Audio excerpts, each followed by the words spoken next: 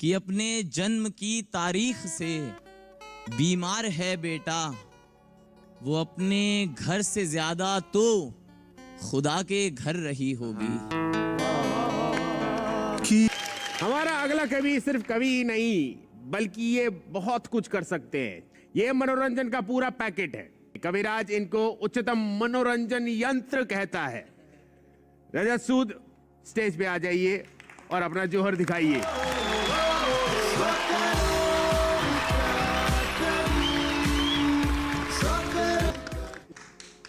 नमस्ते, आदाब, सत श्री अकाल। मेरी ये फिनाले की परफॉर्मेंस है और मैं इसकी कोई भूमिका नहीं बांधूंगा। महज एक बात कहकर शुरुआत करूंगा जो हमारे गुरु समीर सर शुरुआत से कहते आए हैं। न जाने कितनी बार इन्होंने कहा कि बात लफ्ज़ों में नहीं जज्बों में होती है। यही बात ध्यान में रखकर आप ये गज़ल सुने, पेश करता हूँ।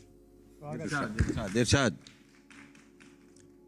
मुझे फिर मुस्कुराता देखने को, मुझे फिर मुस्कुराता देखने को मर रही होगी।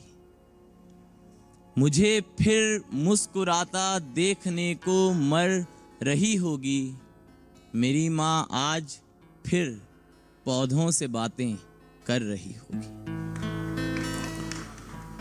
मुझे फिर मुस्कुराता देखने को मर रही होगी। मुझे फिर मुस्कुराता देखने को मर रही होगी।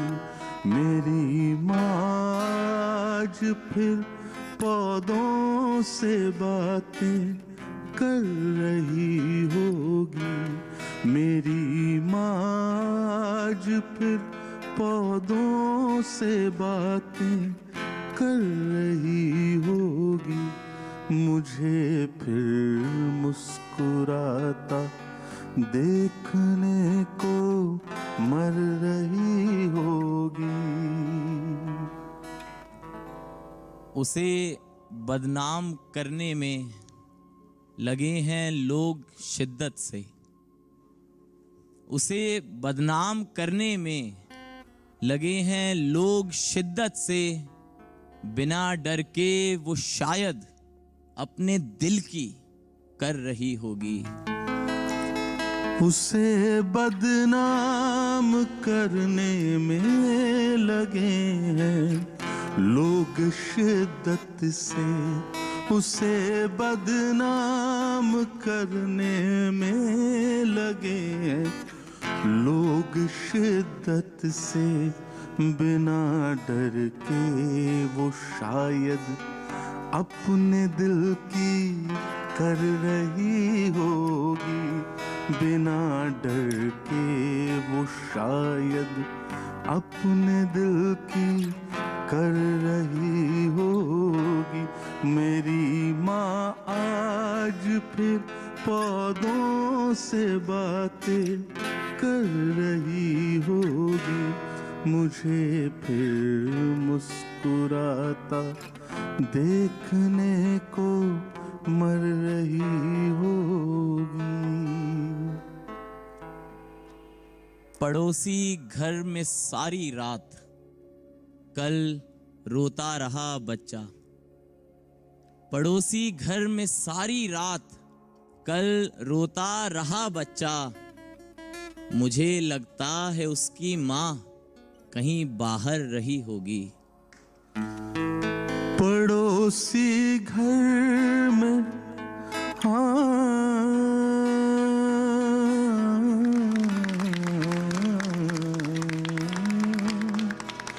पड़ोसी घर में सारी रात कल रोता रहा बच्चा। पड़ोसी घर में सारी रात कल रोता रहा बच्चा। मुझे लगता है उसकी माँ कहीं बाहर रही होगी। मुझे लगता है उसकी माँ कहीं बाहर रही होगी। मेरी माँ आज फिर पौधों से बातें कर रही होगी। जहां में एक बेटे के सिवा, जहां में एक बेटे के सिवा कुछ भी नहीं उसका, जहां में एक बेटे के सिवा कुछ भी नहीं उसका, वो बुढ़िया अस्पतालों के बिलों से डर रही होगी। जहां में एक बेटे के सिवा कुछ भी नहीं उसका, जहां में एक बेटे के सिवा कुछ भी नहीं उसका, वो बुढ़िया अस्पतालों के बिलों से डर रही होगी। वो बुढ़िया अस्पतालों के बिलों से डर रही होगी। मेरी माँ आज फिर पौधों से बातें कर रही होगी। मुझे फिर मुस्कुराता देखने को मर रही होगी। कि अपने जन्म की तारीख से बीमार है बेटा, कि अपने जन्म की तारीख से बीमार है बेटा, वो अपने घर से ज्यादा तो खुदा के घर रही होगी। कि अपनी जन्म की तारीख से बीमार है बेटा, कि अपनी जन्म की तारीख से बीमार है बेटा, वो अपने घर से ज्यादा तो खुदा के घर रही होगी। वो अपने घर से ज्यादा तो खुदा के घर रही होगी। मेरी माँ आज भी पौधों से बातें कर रही होगी। मुझे फिर मुस्कुराता देखने को डर रही होगी। मुझे फिर मुस्कुराता देखने को मर रही होगी। बहुत बहुत शुक्रिया।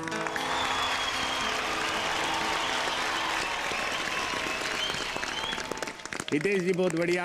Thank you sir. Rajat ji आपको तो कभी ऐसे इस रूप में देखा नहीं।